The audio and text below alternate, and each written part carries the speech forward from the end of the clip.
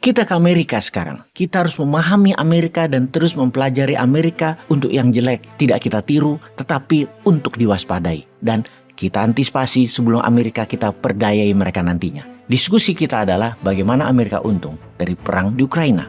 Informasi kali ini adalah untuk mencontoh pada saat nanti Indonesia tidak lagi dikelola old mind, di mana Indonesia pasti arahnya akan menjadi negara pengendali dunia atau global player. Indonesia bukan lagi seperti yang dikelola old minder, hanya dijadikan sebagai negara pasar produk negara besar. Atau Indonesia hanya jadi negara yang disedot sumber daya alamnya sampai habis. Hingga suatu saat nanti anak cucu kita terheran-heran karena sudah kekayaan alamnya habis, yang tersisa buat Indonesia hanya hutang yang menumpuk. Anak cucu kita pasti teringat, era siapa yang melakukan hal itu semua?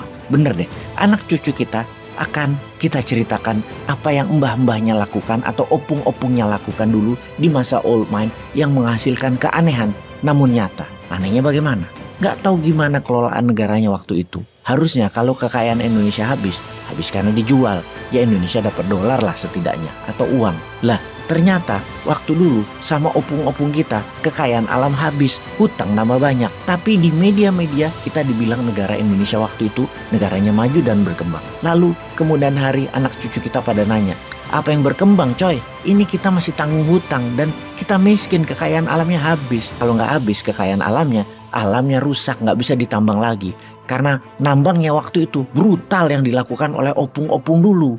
Oke, kita kembali ke topik utama. Fokus kita ke Amerika sekarang. DPR Amerika baru saja menyetujui anggaran perang terbesar dalam sejarah Amerika dan sejarah dunia, yaitu jumlah anggaran budget militer Amerika di tahun 2023 adalah sebesar 858 billion dolar atau 5 kali dari APBN Indonesia dalam setahun. Angka tersebut bahkan 45 billion dolar lebih banyak dari angka yang diusulkan oleh Joe Biden. Dalam angka itu ada angka bantuan terhadap Ukraina hampir 1 billion dolar dan anggaran persenjataan sehubungan dengan perang Ukraina yang berupa kontrak yang jatuh ke Defense Military Complex. Angkanya mengejutkan, luar biasa besarnya. Kita fokuskan ke bantuan militer ke Ukraina. Pastinya tidak ada satu lembar dolar pun yang akan Ukraina dapat, tetapi senjata dan statusnya adalah hutang. Lalu anggaran militer berupa kontrak yang diberikan kepada perusahaan kontraktor pertahanan Amerika.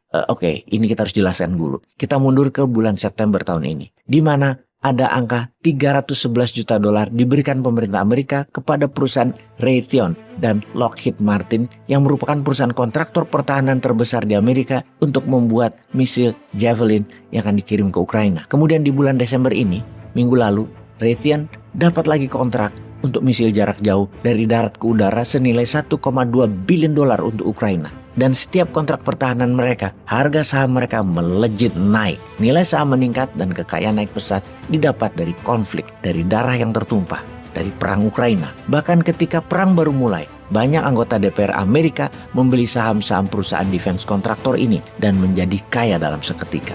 Karena mereka dapat bocoran sebelum hal ini terjadi di publik. Saham perusahaan seperti Lockheed Martin, Northrop Grumman Corporation, Raytheon dan lain sebagainya, kita berikan angka dan data. Saham Lockheed Martin melompat 430 dolar per share di bulan Februari akhir ketika perang Ukraina terjadi, yaitu naik sekitar 23%. Cerita yang sama dengan perusahaan Northrop Grumman. Sahamnya dari 386 dolar jadi 485 dolar, naik 26% dalam satu bulan ketika perang dimulai di bulan Februari 2022. Jadi yang kita mau jelaskan di sini adalah perusahaan seperti Lockheed, Northrop, dan Raytheon. Mereka mendapatkan keuntungan dari darah tertumpah karena peperangan. Sebuah hal yang kejam, sadis, namun didukung oleh pejabat di sebuah negara yang mengaku sebagai polisi dunia. Bahkan ada kalimat yang diucapkan jauh-jauh hari sebelum perang Ukraina terjadi. Sekali lagi, jauh hari. Di mana hal ini membuktikan bahwa perang di Ukraina bukan perang ujuk-ujuk atau tiba-tiba atau sekonyong-konyong. Tidak, salah besar kalau hal itu dikatakan tiba-tiba. Bahkan bosman yang nobody aja sebulan sebelum Rusia menyerang Ukraina sudah mengatakan pasti Rusia masuk Ukraina dalam waktu dekat. Karena salah satunya mendapatkan informasi ini. Informasi dari CEO-nya Raytheon Gray Hayes yang mengatakan secara resmi dalam sebuah wawancara di awal tahun 2022, dan ini kita quote, "Kami melihat bahwa ada peluang sangat besar dalam perdagangan internasional dengan adanya ketegangan di Eropa Timur dan Laut Cina Selatan yang mengharuskan Amerika bersiap-siap menganggarkan dana untuk persenjataan, dan kita, Raytheon tentunya, berharap akan mendapatkan keuntungan dari sana." Ini pernyataan sebelum perang serbuan Rusia ke Ukraina, alias Amerika sudah tahu dan senjata sudah disiapkan untuk untung dagang.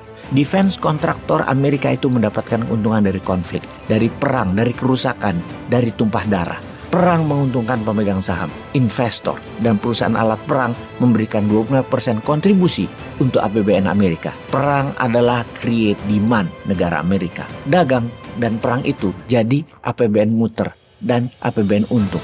Bukan hanya memajaki rakyat ala negara cupu. Secara kejahatan kemanusiaan adalah perusahaan kontraktor yang dagang itu ternyata untung terus. Bahkan sampai Desember, saham mereka masih terus naik. Raytheon sahamnya naik 8%. General Dynamics sahamnya naik 12%. Lockheed naik 18%. Northrop naik 22%. Sekedar informasi, dalam 3 tahun terakhir, total anggaran militer Amerika ada 200 billion dolar untuk persenjataan nuklir. Dan ini sebuah angka yang bisa membuat dunia kiamat. Dari data ini, kita juga dapat simpulkan bahwa dunia persenjataan industrial military kompleknya Amerika itu kebal dari pejabat pusat pemerintahan, alias siapapun presidennya. Anggaran pertahanan adalah hal yang tidak bisa diganggu-gugat. Ini semua autopilot, mau itu Trump atau sekarang Biden, baik itu presidennya dari Partai Republik atau Partai Demokrat. Nggak pengaruh, lanjut terus meningkatkan jumlah anggaran dan belanja militernya demi menjadikan Amerika polisi dunia dan pemegang kendali New World Order. Semua harus takut dan tunduk atas skenario Amerika. Sahabat, jadi apa kesimpulan yang kalian dapat dari informasi kali ini? Apa yang Indonesia harus lakukan kelak? Kalau yang sekarang sudah buat apa untuk Indonesia menjadi pemain global?